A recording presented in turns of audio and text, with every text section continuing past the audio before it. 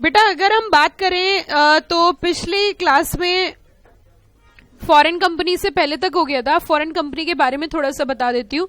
पहली बात तो फॉरेन कंपनी सेक्शन 2 क्लॉज 42 में डिफाइन है। 42 हमने कैसे याद किया था? 42 बया प्लस इंग्लिश, ठीक है।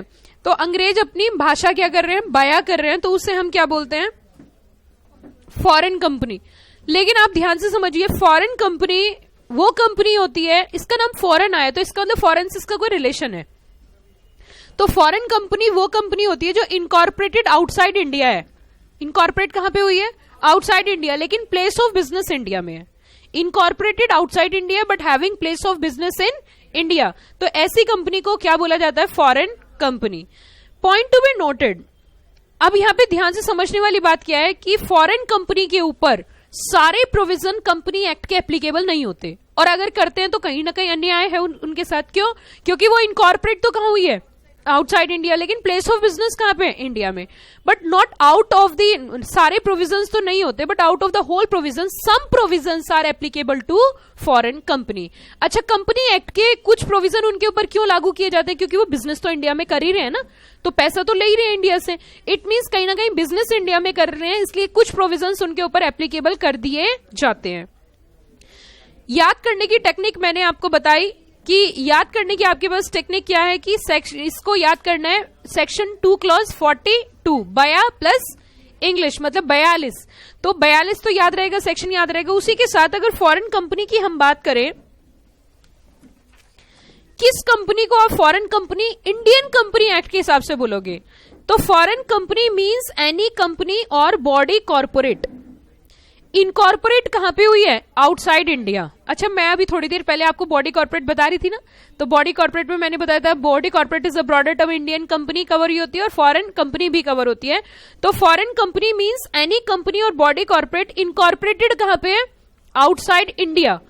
Which place of business in India, उसका प्लेस ऑफ बिजनेस कहां पे है? इंडिया में है। चाहे खुद कर रही है या फिर एजेंट के थ्रू, मींस खुद से चला रही है या फिर एजेंट के थ्रू। उसी के साथ मोड क्या हो सकता है? मोड में भी फिजिकली और मोड में भी इलेक्ट्रॉनिकली। प्लस साथ में कह रहा है conduct any business activity in India in any other manner.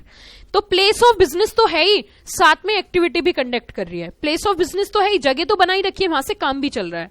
तो इट मींस फॉरेन कंपनी को हम बोल सकते हैं place of business in India plus conduct any business activity in India in any other manner. Place of business कैसे हो सकता है? खुद भी हो सकता है, एजेंट के थ्रू हो सकता है, मोड फिजिकली भी हो सकता है, मोड इलेक्ट्रॉनिकली भी हो सकता है। क्या इतनी बात समझ में आई? तो फॉरेन कंपनी की अगर बात करें सेक्शन 2 क्लॉज 42 में define, foreign company means any company और body corporate incorporated outside India and having place of business in India plus conduct any business activity. खुद कर रही है, एजेंट के थ्रू, इलेक्ट्रॉनिकली या फिर फिजिकली। Got the point? उसी के साथ साथ अगर आगे बढ़े, एक कॉन्सेप्ट शायद डिमांड भी आई थी बच्चों की तरफ से कि होल्डिंग कंपनी और सब्सिडरी कंपनी मैम क्या होती है। कितने बच्चे समझना चाहते हैं होल्डिंग और सब्सिडरी? वेरी गुड, बहुत अच्छी डिमांड क्लास में है। मैं आपकी इच्छा बिल्कुल पूरी करूंगी आज होल्डिंग और सब्सिडरी के बारे में। देखो, बड़े आराम से समझो। मुझे ऐसा लगता है आज मेरी क्लास में सारे बच्चे पढ़ने वाले हैं। बहुत अच्छा लग रहा है आपको देख के, मुझे मोटिवेशन आ रहा है। बहुत अच्छी बात। इधर देखिए, ये एक्स लिमिटेड है, कॉन्सेप्ट समझाती हूं। बेसिक मैंने आपको क्लियर कर रखा है बहुत अच्छे से। कंपनी को दो तरीके से कंट्रोल किया जाता है। या तो कंपनी को कंट्रोल करते हैं डायरेक्टर्स, ठीक है, मतलब दो तरीके से पावर डिवाइडेड है, या फिर पावर किसके पास है? Share holders. अगर किसी भी कंपनी को कंट्रोल करना है तो हमारे पास दो रास्ते हैं। एक है रास्ता नंबर 1, एक है रास्ता नंबर 2। दो रास्ते से आप कंपनी को कंट्रोल कर सकते हो, रास्ता नंबर 1 और रास्ता नंबर 2। अगर रास्ता नंबर 1 की हम बात करें, दो रास्ते हमें यहां पे नजर आए। कंट्रोल कंपोजिशन ऑफ बीओडी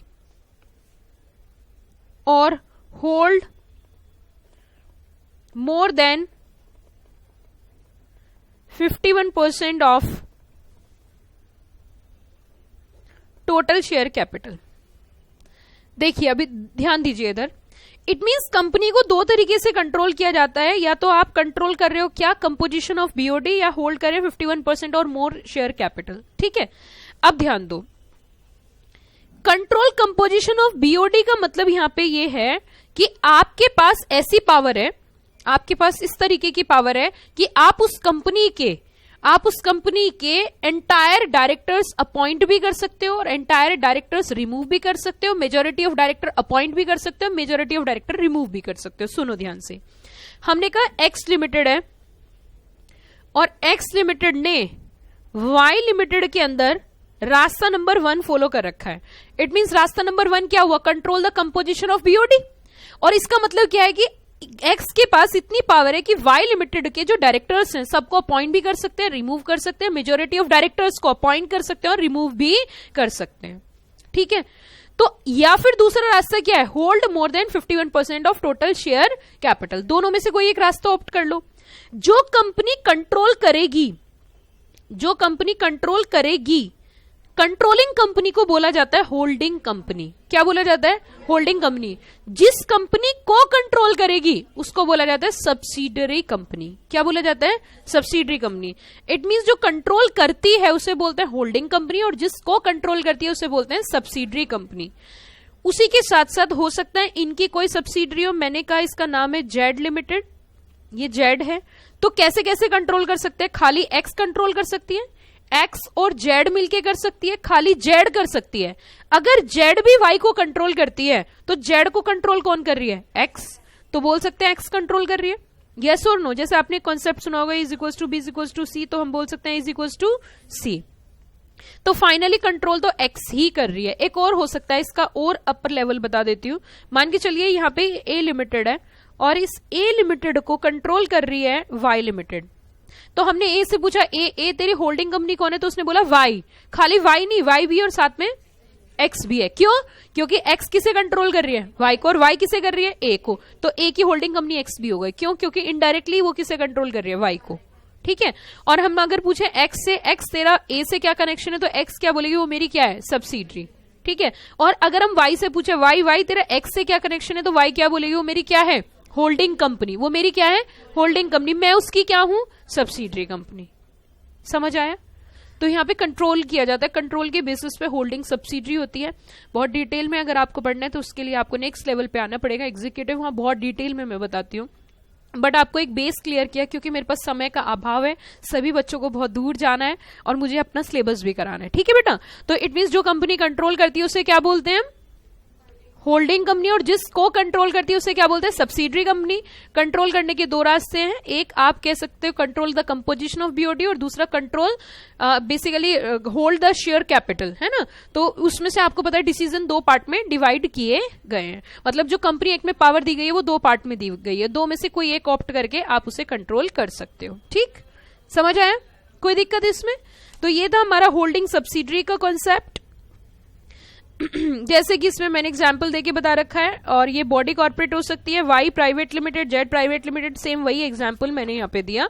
उसी के साथ साथ लिफ्टिंग और पियर्सिंग ऑफ कॉर्पोरेट व्हील मैंने आपको क्लियर कर दिया था। Lifting of piercing corporate wheel क्या होता है, उसमें सेपरेट लीगल एंटिटी हटा दी जाती है, अनलिमिटेड लायबिलिटी होती है। क्यों, क्योंकि वहां पे जो कंपनी है वो कुछ गलत काम कर रही है, तो एक्चुअल में जो उसके पीछे लोग कंट्रोल कर रहे हैं उनको फाइंड आउट करने के लिए। ठीक, तो उसे बोलते हैं हम लिफ्टिंग और पियर्सिंग ऑफ कॉर्पोरेट व्हील।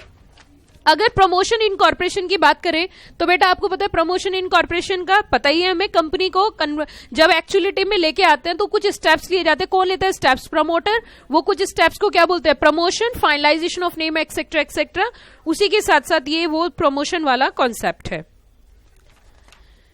उसी के साथ साथ अगर हम प्रमोटर की डेफिनेशन की बात करें, मीनिंग ऑफ प्रमोटर, अगर प्रमोटर की डेफिनेशन की बात करें तो प्रमोटर जो है वो 269 में डिफाइन है।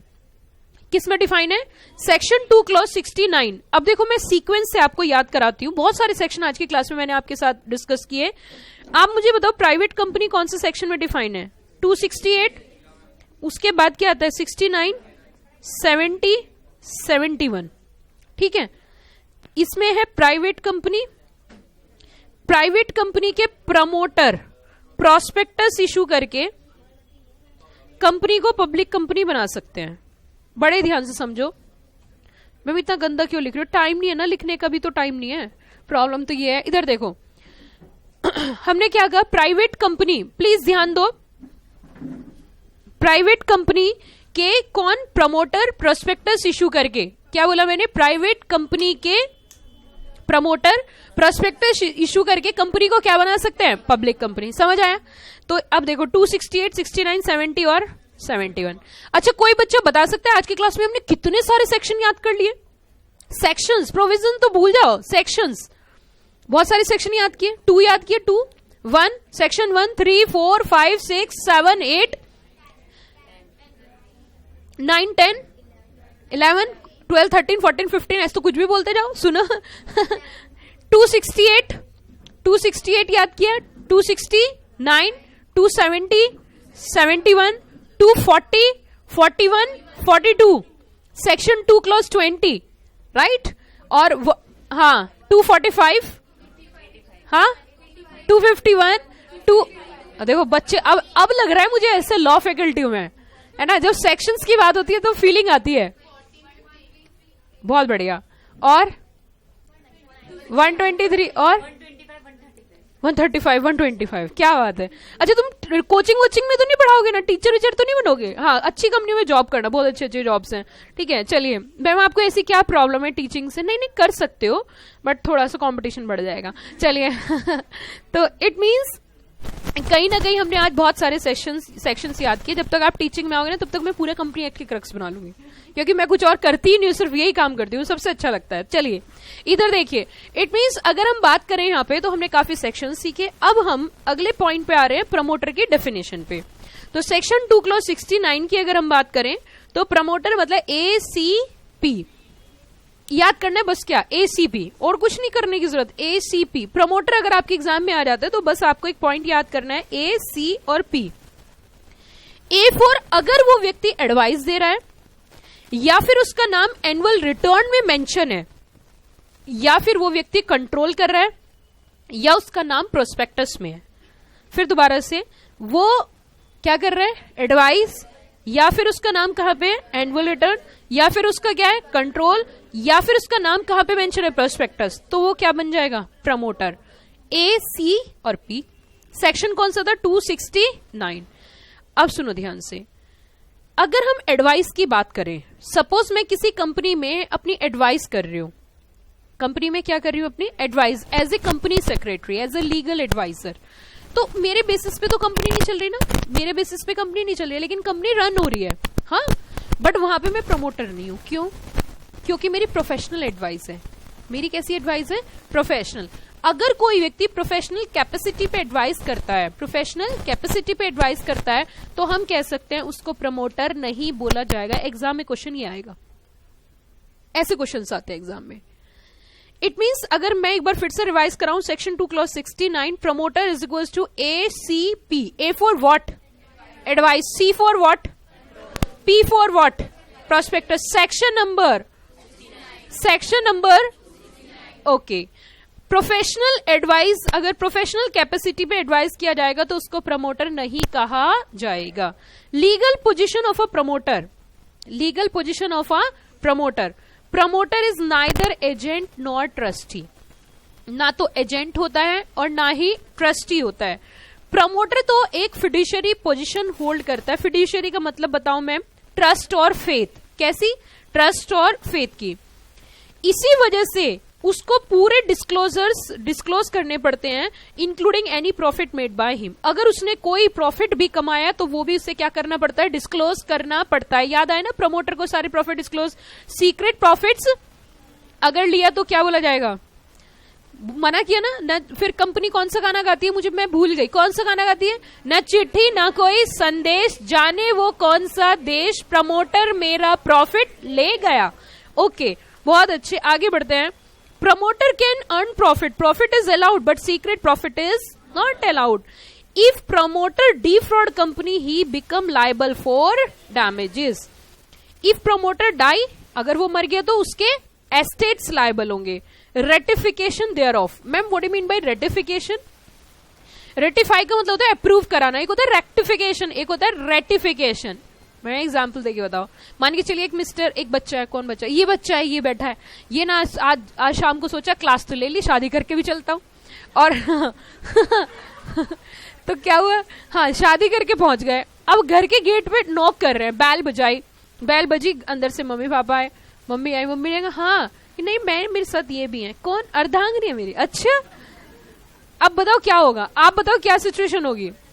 हाँ अब दो बातें होंगी, या तो वो बोलेंगे अब अर्धांगिनी के साथ ही जाओ, या फिर एक ऑप्शन क्या हो सकता है कि आप अंदर आ जाओ, अच्छा हुआ काट देने की जरूरत नहीं पड़ी, काम खत्म हुआ, चल ठीक है आ जा। इट मीन्स दो में से एक सिचुएशन होगी। अगर इनको अंदर एंट्री मिल जाती है तो रेटिफाई हो गया। इट मीन्स इनकी पावर नहीं थी, इन्होंने जो काम किया, लेकिन इन्होंने बाद में उसे क्या करा लिया, अप्रूव करा लिया, तो उसे क्या बोलते हैं, रेटी। अब भूलोगे तो नहीं कभी।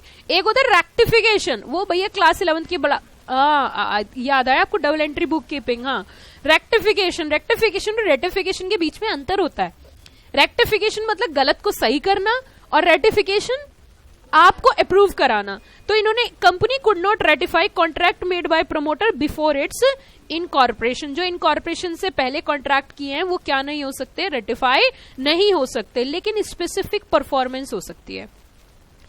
अब बेटा हालांकि मुझे बताना तो बहुत कुछ है, पर मैं आपको बार बार जैसे कि बता रही हूं, मेरे पास समय का अभाव है, पर फिर भी मैं बताऊंगी। सुनो, जो मुझे बताना है वो मैं फिर भी बताऊंगी। सुनो, अगर स्पेसिफिक परफॉर्मेंस की बात करें तो आप लाइफ में कभी भी देखो, रेटिफिकेशन कभी शब्द आएगा तो भूलोगे तो नहीं, प्रोहिबिशन कभी शब्द आएगा भूलोगे तो नहीं, अच्छा रेस्ट्रिक्शन कभी शब्द आएगा भूलोगे तो नहीं, और मुझे तो नहीं भूलोगे, नहीं ठीक है। अब सुनो ध्यान से, अगली बात सुनो, स्पेसिफिक परफॉर्मेंस किसे बोलते हैं, क्योंकि आपके यहाँ पे एक एक्ट है, स्पेसिफिक परफॉर्मेंस एक्ट 1963 के नाम से, लेकिन हमें ये नहीं पता होता स्पेसिफिक परफॉर्मेंस होती क्या है, तो पढ़ते नहीं, कुछ और समझते हैं। आपकी हुई छुट्टी, आप पहुंचे नीचे, जैसे मेट्रो स्टेशन के नीचे पहुंचे, इधर से एक होंडा सिटी वाला आ रहा था और उसने रिक्शा वाले को टक्कर मार दी। अब जैसी टक्कर मारी तो रिक्शा वाला उलूल जुलूल बोलने लगा, होंडा सिटी वाले ने कहा तेरी इतनी हिम्मत, उसने एक थप्पड़ मारा, किसको, रिक्शा वाला तो फैल गया सड़क पे, कह रहा मर गया मैं तो अब इधर से तुम पहुंचे, वहां लड़ाई बज रही है, अब कुछ लड़के भी पहुंचे, कुछ लड़के भी पहुंचे, लड़कों ने कहा अच्छा हाथ साफ कर लेते, बजाना शुरू कर दिया, नहीं पता किसमें, ठीक है। अब एक बात बताओ, एज अ लॉ स्टूडेंट आप मुझे बताइए, यहाँ पे बात उठती है, यहाँ पे रिक्शा वाले को कंपनसेशन मिलना चाहिए, उसके साथ गलत हुआ है, यस और नो, तो इट मीन्स यहाँ पे तो होंडा सिटी वाले ने 500 रुपए का नोट दिया, रिक्शा वाला उठ के खड़ा हो गया, बोला एक थप्पड़ और मार ले, 500 दे दे। इट मीन्स कंपनसेशन यहाँ पे एडिक्वेट रेमेडी थी, यस और नो, लेकिन केस चेंज कर देते हैं। अगले दिन फिर आप पढ़ने आए नीचे, फिर वही कहानी हुई, इस बार कहानी चेंज होगी, इधर से होंडा सिटी, उधर से होंडा अकॉर्ड। उस सिटी वाले की तो पता ही है आपको, उसने अकॉर्ड वाले को हल्की सी टक्कर मारी, और जैसी मारी उतर के उल्टा अकॉर्ड वाले को पीटना शुरू कर दिया। अकॉर्ड वाला वही गाड़ी ऐसे लगा दी, फैला नहीं नीचे, ऐसे लगा दी, और वहीं लड़ाई होनी शुरू। आप नीचे गए, दोनों को पीटा, खड़े हो गए। हाँ अब बताओ दोनों को पहले पीट लिया, अब बताओ वहां पे न्याय होना चाहिए, आपके हिसाब से वहां रेमेडी क्या होगी, रेमेडी क्या होगी। एक लड़की बोलती 500 रुपए का पत्ता, अकॉर्ड वाला बोल रहा है मुझसे 500 ले ले, 2 थप्पड़ लगवा ले। बताओ क्या यहाँ पे compensation in terms of money is an adequate remedy, यहाँ पे compensation in terms of money adequate remedy, यहाँ होगा चांटे के बदले खून के बदले, यस और नो। स्पेसिफिक परफॉर्मेंस, जिसके लिए आप कॉन्ट्रैक्ट करते हो, अगर उसमें कोई ब्रीच हो जाता है तो आपको वही चाहिए, आपको पैसे वैसे नहीं चाहिए, पैसे तो मुझसे ले लो, तो इसे क्या बोलते हैं, स्पेसिफिक परफॉर्मेंस। मैम एक और एग्जांपल दे दोगी तो बिल्कुल क्लियर हो जाएगा। सपोज करो हमने ये पूरा अकोमोडेशन यहां से वहां तक, एक एग्जांपल दे रही हूं, हमने रेंट पे लिया, ठीक है ले लिया।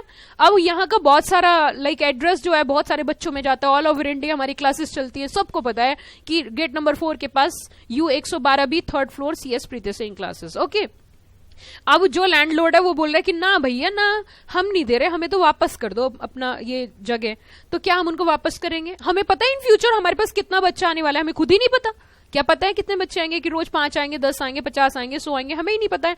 इट मीन्स क्या यहाँ पे जो हमारा नुकसान है वो आप मेजर कर सकते हो, मेजरेबल है, नॉट मेजरेबल। इट मीन्स यहाँ पे आप मुझे बताओ मेरे लिए क्या होना चाहिए, बताइए, मेरे लिए पैसे होने चाहिए, compensation in terms of money मिलना चाहिए हमारे इंस्टीट्यूट को, या जगह मिलनी चाहिए। कितने बच्चे कहते हैं मैम जगह मिलनी चाहिए, सभी बच्चे, सबका साथ, सारे बच्चे हमारे साथ है, बिल्कुल। यहाँ पे स्पेसिफिक परफॉर्मेंस होगी, क्योंकि यहाँ पे जो लॉस है वो मेजरेबल नहीं है, एक्ट पढ़ा दिया मैंने आपको एक तरीके से। इट मींस यहाँ पे स्पेसिफिक परफॉर्मेंस की बात होगी, हालांकि मैंने कॉन्सेप्ट दे दिया। अब सुनो, specific contract of a contract may be enforced against company in respect of contract entered by promoter on behalf of company। हालांकि स्पेसिफिक परफॉर्मेंस अलाउड नहीं है, लेकिन कुछ कंडीशंस इन्होंने बोली। इन्होंने कहा कि अगर कुछ कंडीशन लगा के कॉन्ट्रैक्ट किया गया है, अब देखो कंपनी तो बनी नहीं, कंपनी बनने से पहले प्रमोटर ने कोई जगह का कॉन्ट्रैक्ट कर लिया, तो किसके लिए था? कंपनी के लिए, लेकिन कंपनी तो पिक्चर में है नहीं। तो उस केस में अगर प्रमोटर ने कॉन्ट्रैक्ट वारंटी क्या रखी है? टर्म्स ऑफ इनकॉर्पोरेशन, कि मैं कॉन्ट्रैक्ट किसके लिए कर रहा हूं? कंपनी के इनकॉर्पोरेशन के लिए। दूसरा, कंपनी ने कॉन्ट्रैक्ट को क्या कर लिया? एक्सेप्ट कर लिया, और कंपनी ने थर्ड पार्टी को, मतलब जिससे कॉन्ट्रैक्ट किया, उसे ये बात कम्युनिकेट भी कर दी। तो उस केस में कहीं ना कहीं कंपनी लायबल होती है और रेटिफिकेशन पॉसिबल है, अप्रूवल पॉसिबल है। Got the point? उसी के साथ साथ अगर हम बात करें इनकॉर्पोरेशन ऑफ कंपनी की procedural aspects, section 4(1) contains clauses of MOA. मैं चाहती हूं एक बार प्लीज आप सेक्शन 4 को फिर दोबारा से रिवाइंड करें। आपको जो शुरू में क्लास दी थी वो पूरा चैप्टर की बेस थी ना, समझ आ रहा होगा ना आप चैप्टर पूरा। सेक्शन 4 के अंदर आपको क्या याद है, क्या था? Content of MOA. क्या क्या कंटेंट है, कौन बताएगा? नाम वाम की चिंता मत कर, उस तेरा उद्देश्य क्लियर होना चाहिए। अगर तेरे ऊपर कोई मुसीबत आई तो मेरे पास पूंजी की कोई कमी, अकेला रहा तो मैं तेरे साथ रहूंगा, यही था ना। इट मींस अब देखिए वही सारे क्लॉजेस होते हैं सेक्शन 4(1), सेक्शन 4 सबसेक्शन 1 में। अच्छा, एक और क्वेश्चन मैं उठा लेती हूं। एक होता है क्लॉज, एक होता है सबसेक्शन। मैम आपने तो कहा था आप डीप में नहीं जाओगे, क्या करूं, मजबूरियां बताना पड़ता है। एक होता है सेक्शन, सबसेक्शन और क्लॉज। सेक्शन के साथ कब क्लॉज यूज होता है, सेक्शन के साथ कब सबसेक्शन यूज होता है? जहां पे आपस में कनेक्टिविटी बनानी है, जैसे कंपनी का इनकॉर्पोरेशन का प्रोसेस देखना है कि किस तरीके से कंपनी बनती है, क्या क्या डॉक्यूमेंट्स चाहिए, तो कंपनी को बनाने के सारे डॉक्यूमेंटेशन चेक हो रहे हैं, तो वो तो सेक्शन 4(1) में, 2 में, 3 में, 4 में, 5 में। इट मींस आपस में कनेक्शन है। जैसे मैं सेक्शन 96 की बात करूं, 96 कहता है कि हर साल एजीएम होनी चाहिए, इस दिन होनी चाहिए, इस समय होनी चाहिए। तो 96(1) और 2 जो भी इसके सबसेक्शन है वो किससे कनेक्टेड है? एजीएम। यस और नो? लेकिन जो डेफिनेशन है, जैसे सेक्शन 2 क्लॉज 20 में कंपनी है, सेक्शन 2 क्लॉज 20 में क्या है? कंपनी है, और 268 में प्राइवेट कंपनी है, तो आपस में डायरेक्ट कनेक्शन तो नहीं है। लेकिन जहां डायरेक्ट कनेक्शन बनाना होता है कि एक पॉइंट में इससे एजीएम से कनेक्टेड पॉइंट बोला, फिर दूसरे में, फिर तीसरे में, तो जहां कनेक्शन रखना होता है वहां सबसेक्शन यूज करते हैं। जहां डायरेक्ट कनेक्शन नहीं रखना होता है वहां पे क्या यूज किए जाते हैं? क्लॉजेस। ठीक है, तो सारी डेफिनेशन किसमें दे रखी है? क्लॉजेस में। और जो सबसेक्शंस हैं वो सेक्शन के बाद दे रखे हैं। तो सेक्शन 4 के बाद क्या बोलेंगे? सबसेक्शन 1, 4, 2, 4, 3, 4, 4। तो आपको एक, अब रटने वाले बच्चे ध्यान दो, जितनी डेफिनेशन कंपनी एक्ट के अंदर है सारी क्लॉजेस में है, और जो सेक्शन है उसके साथ क्या है? सबसेक्शन। तो जैसे मैं बोलूं डेफिनेशन, तो आपको क्या बोलना है? Section 2 clause, section 2 clause. Got the point? आगे देखिए, name of a company shall not be identical. अब कंपनी के नाम की बात करते हैं। एमओए बना लिया तो कंपनी का नाम मिलता जुलता या वही नाम नहीं होना चाहिए, जो ऑलरेडी मार्केट में चल रहा है उस तरीके का मिलता जुलता या वही नाम नहीं होना चाहिए। जैसे आप कई बार चॉकलेट खाते हो, आपने खाई चॉकलेट, देखा क्या वो कैडबरी थी, पता बाद में चला कैडबरी नहीं थी, क्या थी? खाने के बाद लगा ओ ये तो कैडबरी थी। तो इट मींस मिलता जुलता, आप नुकसान हुआ ना कंपनी को। तो इट मींस लॉ ये कहता है जब कंपनी का नाम रखा जाएगा तो कंपनी का नाम मिलता जुलता या वही नाम नहीं होना चाहिए। आगे, कंपनी कुछ इस तरीके के शब्दों का प्रयोग नहीं करेगी जो इलीगल हैं, जैसे कि murder private limited, kidnap private limited, इस तरीके के शब्दों का, या फिर कुछ ऐसे शब्दों का इस्तेमाल नहीं करेगी जो गवर्नमेंट से कनेक्टेड है, ऐसा दर्शाते हैं कि गवर्नमेंट कंपनी है, जैसे कि भारत। लेकिन ऐसे शब्द इस्तेमाल कर सकती है, प्रोवाइडेड आपको अप्रूवल लेनी पड़ेगी, Bharat, India, etcetera. Reservation of name, please ध्यान दो, अगर कंपनी के नाम की रिजर्व की बात करें, अगर कोई नई कंपनी है तो पहले नाम अप्लाई किया जाता है, फिर नाम अप्रूव हो जाता है, तो फिर स्टेप्स होते हैं। तो अगर नई कंपनी है तो 20 दिन के लिए, अगर ओल्ड कंपनी है तो कितने दिन के लिए? 60 days. If any person filling wrong information और no name is to be approved on the basis of incorrect information, मान के चलो किसी ने नाम के लिए एप्लीकेशन लगाई और कुछ गलत इन्फॉर्मेशन फाइल कर दी और नाम अप्रूव भी हो गया, तो क्या हो सकता है? नेम कैंसिल हो सकता है, व्हेन कंपनी नॉट इनकॉर्पोरेटेड, अगर कंपनी इनकॉर्पोरेट नहीं हुई तो नेम क्या कर देंगे, कैंसिल। और अगर कंपनी क्या हो गई, इनकॉर्पोरेट हो गई, तो कंपनी को डायरेक्शन जाती है कि नाम चेंज कर लो, क्योंकि गलत इंफॉर्मेशन के बेसिस पे आपने नाम क्या करा लिया है, अप्रूव करा लिया है। या फिर कंपनी का नाम क्या कर दिया जाएगा, स्ट्राइक ऑफ, हटा दिया जाएगा। या फिर पिटीशन फॉर वाइंडिंग अप, उसका पिटीशन भी लगा सकते हैं, किससे, वाइंडिंग अप के लिए। इट मींस जब कंपनी का नाम रखना है तो उसमें भी ध्यान रखना है, मिलता जुलता नहीं होना चाहिए। प्लस उसी के साथ साथ इस तरीके के शब्दों का प्रयोग नहीं करना जो गवर्नमेंट को दर्शाती है। उसी के साथ साथ कंपनी का नाम रिजर्व होता है 20 दिन के लिए। अगर पुरानी कंपनी और नाम चेंज करा रही है तो टाइम कितना है, 60 डेज। उसी के साथ अगर गलत इंफॉर्मेशन के बेसिस पे नाम अप्रूव कराओगे तो कहीं ना कहीं हम कह सकते हैं नेम कैंसिल हो सकता है और अदर कॉन्सिक्वेंसेज हो सकते हैं। 4(6) में फॉर्मेट ऑफ एमओए है, एमओए के फॉर्मेट। अच्छा एक बात बताओ, फॉर्मेट ऑफ एमओए शेड्यूल 1 में है ना, मैंने बताया था शेड्यूल्स दे रखी है। Any provision MOA which result other person participate profit shall be void, ऐसा कोई प्रोविजन नहीं होगा जिससे पार्टिसिपेशन से प्रॉफिट वॉइड हो जाए। आर्टिकल ऑफ एसोसिएशन की अगर हम बात करें तो आर्टिकल ऑफ एसोसिएशन के कंटेंट किस में होंगे, सेक्शन नंबर 5 में। क्यों, 4 में क्या थे, एमओए के, तो 5 में किसके होंगे, एओए। आर्टिकल ऑफ एसोसिएशन की अगर मैं आपको बात बताऊं, article of association is a subsidiary document. Article of association contains internal rules and regulations upon which company is to be regulated. Company के जो इंटरनल रूल्स एंड रेगुलेशंस होते हैं वो किसके अंदर होता है, आर्टिकल ऑफ एसोसिएशन के। Article of association subsidiary document होता है। याद करो सेक्शन नंबर 6 क्या कह रहा था वो, बताओ बताओ, सेक्शन 6 ने क्या कहा था, सेक्शन 6 ने कहा था एमओए एओए के अंदर जो भी प्रोविजन होंगे वो कोई भी प्रोविजन कंपनी एक्ट को कॉन्ट्राडिक्ट नहीं करेंगे। अगर कॉन्ट्राडिक्ट किया तो क्या हो जाएगा, नल एंड वॉइड। मतलब सेक्शन 6 में कंपनी एक्ट की तानाशाही थी ना, तो इट मींस यहां पे यही कह रहा है article of association play important role in the affairs of company. It deals with right of members, it is subordinate document controlled by MOA. उसी के साथ साथ फिर डॉक्यूमेंट्स फाइल किए जाते हैं किसके पास, आरओसी के पास। जब सारे डॉक्यूमेंट तैयार हो जाते हैं तो किसके पास फाइल करते हैं, आरओसी। और आरओसी अगर सेटिस्फाई होता है तो क्या इशू करता है, सर्टिफिकेट ऑफ इनकॉर्पोरेशन। क्या क्या डॉक्यूमेंट फाइल किए जाते हैं वो मैं आपको बहुत ज्यादा डिटेल में नहीं जा रही है, लेकिन आपको बता देती हूँ।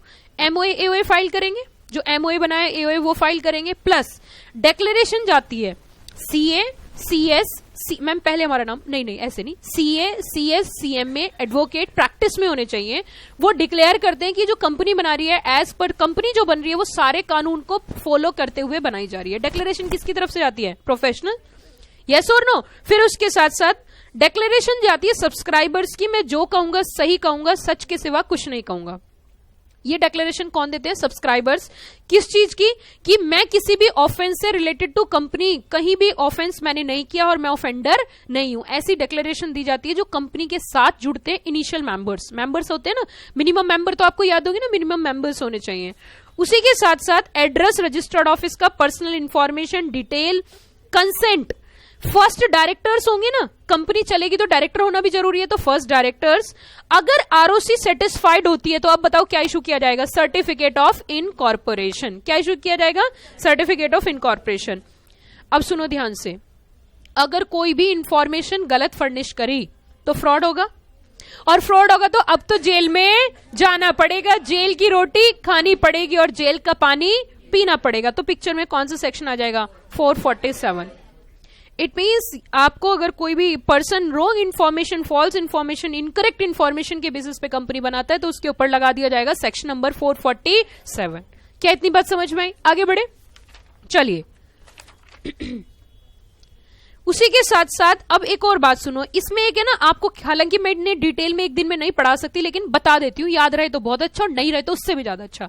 सेक्शन 7 सबसेक्शन 7 है, सेक्शन 7, उसमें भी कहीं ना कहीं कुछ पॉइंट्स ऐसे होते हैं जहां पे अगर आप रॉन्ग इन्फॉर्मेशन फाइल कर रहे हो तो रॉन्ग इन्फॉर्मेशन के बेसिस पे कहीं ना कहीं कंपनी बंद करनी होती है। और जो ट्राइब्यूनल है, ट्राइब्यूनल सुना है आपने कभी, tribunal is a quasi judicial body. क्या होती है, क्वाशी जुडिशियल बॉडी, मतलब seems to be like a court. किसके जैसी है वो, seems to be like a court. तो इसमें क्या बोला कि अगर कभी भी आप रॉन्ग इन्फॉर्मेशन के बेसिस पे कहीं ना कहीं कंपनी बना रहे हो तो ट्राइब्यूनल के पास कुछ पावर्स हैं। क्या क्या पावर्स हैं, मतलब वो क्या कर सकते हैं, लाइबिलिटी अनलिमिटेड कर सकते हैं किसकी, मेंबर्स की, या फिर डायरेक्टली उसका नाम कहां से रिमूव कर सकते हैं, registrar of company, pass an order for winding up of company and pass such other order as it may deem fit. It means tribunal को भी कुछ पावर्स दी गई हैं। अगर कोई भी रॉन्ग इन्फॉर्मेशन या ट्राइब्यूनल को कोई एप्लीकेशन लगा देता है कि यहां पे प्रॉपर तरीके से कंपनी इनकॉर्पोरेट नहीं की गई और पब्लिक के बेनिफिट्स के लिए, तो कुछ पावर्स दी गई हैं। लाइबिलिटी मेंबर्स की क्या हो सकती है, अनलिमिटेड, नाम क्या हो सकता है, डायरेक्ट रजिस्टर से रिमूव कर सकते हैं, और वाइंडिंग अप का ऑर्डर और such other order as it may deem fit. उसी के साथ आपके एग्जाम में जो 100% क्वेश्चन आता है वो ये है, सर्टिफिकेट ऑफ इनकॉर्पोरेशन। एक बार सर्टिफिकेट ऑफ इनकॉर्पोरेशन अगर आ गया तो वो क्या है, कॉन्क्लूसिव एविडेंस है। इट मींस सारी रिक्वायरमेंट आपने लॉ की क्या कर दी है, फुलफिल कर दी है। All requirements of law has been compiled. The day when company got incorporated, company having its rights and liability like a natural person। तो जैसे एक नेचुरल पर्सन होता है इसी तरीके से उसकी राइट्स और लाइबिलिटीज होती हैं। उसी के साथ साथ आप आगे आओगे, ये भी आपके एग्जाम के लिए बहुत बहुत इंपॉर्टेंट है कि जो एक होता है कॉर्पोरेट आइडेंटिफिकेशन नंबर। क्या होता है, कॉर्पोरेट आइडेंटिफिकेशन नंबर, मतलब सिन नंबर। 100% एग्जाम में क्वेश्चन आ सकता है। मैम अगर नहीं आया तो आपको हम फिर बोलेंगे नहीं नहीं मुझे मत बोलना, ऐसा हो जाता है जनरली। तो इट मीन सिन जो है 21 डिजिट का नंबर होता है। कितने डिजिट का होता है, 21 डिजिट। रटना है, लिख लो इस पर, रटना है घर पर, ठीक है, ये आते ही आता है एग्जाम में। तो 21 डिजिट का है। पार्ट 1 आपको शो करेगा कि ये कंपनी लिस्टेड है या कंपनी क्या है। नीचे मैंने सिन लिख रखा है टीसीएस का, उससे हम अंदाजा लगाएंगे तो एल होगा या यू होगा। तो पहले से हमें पता चलेगा कंपनी लिस्टेड है या कंपनी अनलिस्टेड है। पार्ट 2 में 5 न्यूमेरिक डिजिट, उससे हमारी इंडस्ट्री पता चलती है। कितने डिजिट का होता है, 5। इट मीन्स अगर हम देखें 1 2 3 4 5, तो इससे हमें पता चला किस इंडस्ट्री में है। मैम इंडस्ट्री बोले तो फार्मास्यूटिकल है, रियल एस्टेट है, कौन सी इंडस्ट्री से बिलोंग करते हैं। Third one is part 3, 2 digit की होती है, उससे पता चलता है कि आपकी कौन सी स्टेट है। एमएच मतलब महाराष्ट्र। नेक्स्ट 4 डिजिट का होता है year of incorporation. It means अगर year of incorporation is 1995 is the year of incorporation of TCS. Next one is last 5th point 3 alphabet में होता है, आइदर लिमिटेड और private limited. It means company, either a company is a public company और a company is a private company. Then उसी के साथ साथ next 6 number digit जो आरओसी देती है और यूनिक नंबर होता है जो सबका अलग अलग होता है। समझ आए।